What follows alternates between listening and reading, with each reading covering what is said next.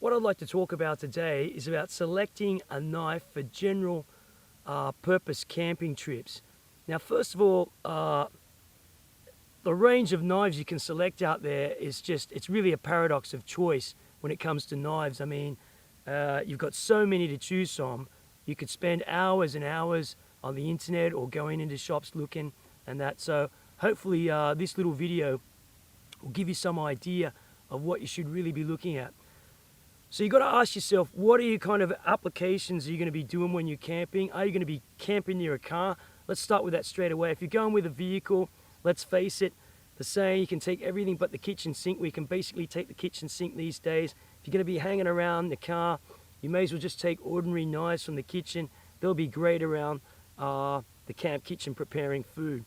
However, if you're going to be hiking in some distance from a vehicle, then you want to consider taking some other kind of knives other than a kitchen knife with you, because you might need those knives to start a fire, etc. So I'm going to be showing you a range of knives here, and then what we can do is we can talk about those knives and see how practical they would be in a camping and hiking situation. Okay, so as I just said, when you're out camping and you've got to hike in a long way from the vehicle, one of the important things you've got to consider in selecting a knife is the applications you're going to do. The next thing which is really important to consider is actually location. Now, not many people are talking about this, and I'll just start with location straight away. Now, you'll see here in this range of knives I've got here, none of the blades are over 10 inches in length. As a matter of fact, the longest blade length here is probably this one. It's about a 7-inch blade. Same with this Ontario Spec Plus here, it's a 7-inch blade. In terms of location, if you're in the tropics, and I've done extensive camping and trekking in the tropics, I would be using a different kind of knife there. I'd be using a parang. I generally buy a locally made parang or a machete, maybe even a kukri style knife, but generally a parang around Southeast Asia. Now, they're good for vines. They're good for also if you're on the coast hacking into coconuts. We once had to do a lot of that, you know, using coconuts to supply ourselves with a lot of fresh water to drink and everything. And these blades are a little bit small for that. You could do it. You can do it, but better to use a parang. Now, on that note, if you go and buy a parang or a kukri and you're not in the tropics and you pull that knife out, especially if you're not actually camping and you're staying in a hut, you're going to get a lot of people worried when you pull out some huge blade like that. And besides that, they're not very good at preparing food. Yes, you can do it, but they're not very good. If you feel the need that you have to go and buy a kukri or a parang and you've never used one before and you're not in the tropics, well, you know, knock yourself out. Okay, so let's get back to looking at a blade then. Now considered location. So if we're not in the tropics, what kind of blades for the application you might consider? So if we're camping, we've got to feed ourselves, and that blade has got to be good around the camp kitchen.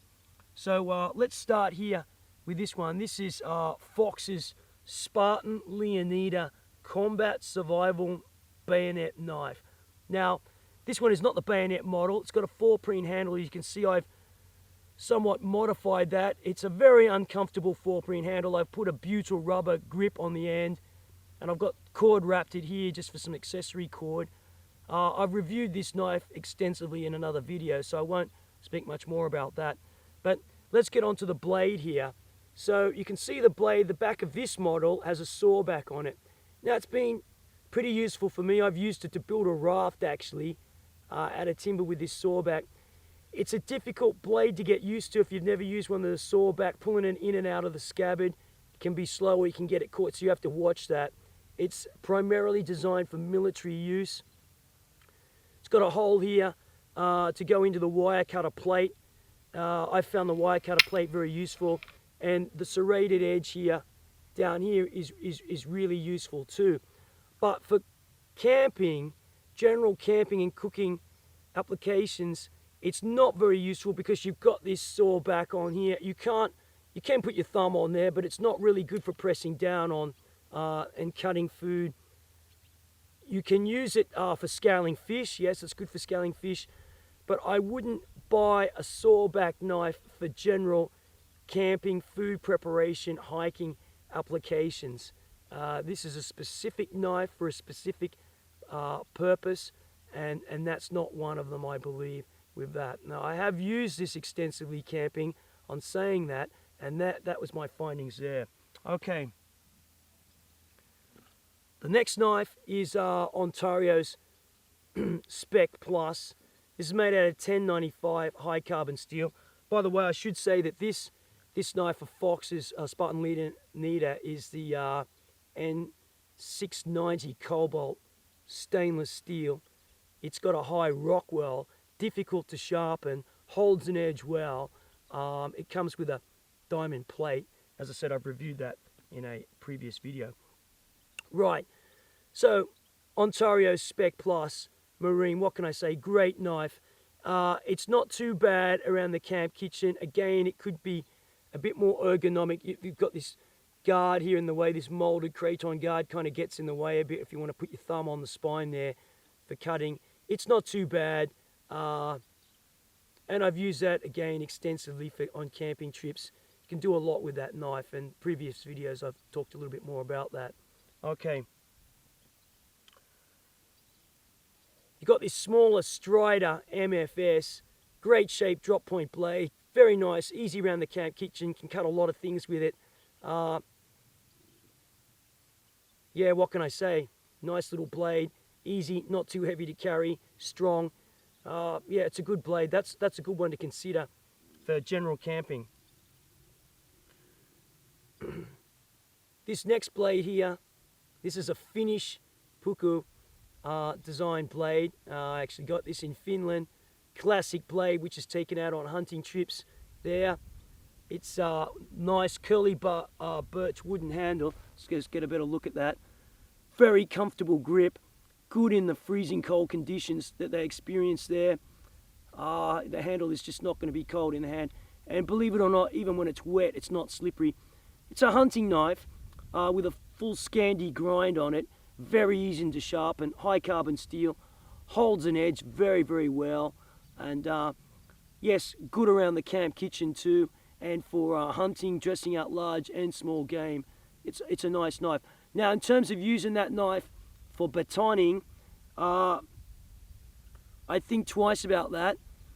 You can get really good finished knives where they're actually, the handle's more securely fixed. Well, not securely fixed, I should say. It's fixed into the end with a rivet. And they've designed much bigger blade designed for batoning timber. This is not a knife I'd be batoning timber with. It has a specific, especially with the Scandi grind, specific use for hunting. And lastly, I come to this. This is a relatively new knife from Fox. This is the Fox Trapper FX132. Now, it's got an interesting blade design here. You've got this kind of recurved section here, a bit of a belly here, reminiscent of a skinning type blade, and this semi-tanto tip. It's a pretty thick blade. It's about 5 mil thick, the spine, and it's quite heavy for its size. It's got Makata scales attached on there with Allen bolts. Good jimping thumb grip, nice guard. There's a choil here. I don't use the choil to stick my finger in there. That's a, that's a way to cut yourself, really. Lanyard hole here and that. Now, in terms of cooking and food preparation, this knife performs not too badly, actually. You can use it for batoning. It's got enough weight in there in helping for batoning. And as I said, it's pretty good around the camp kitchen. Preparing foods, I've used it chopping up anything from tomatoes and tough dried meats, salamis. It's really good for that. And gathering food, such as wild herbs, it's a good blade for that as well too. And it's not too big. It's about 6 inches in length, cutting blade. Yeah, that's my latest addition. in terms of using for camping tools, and I think that's not too bad a knife there. So yeah, there you go.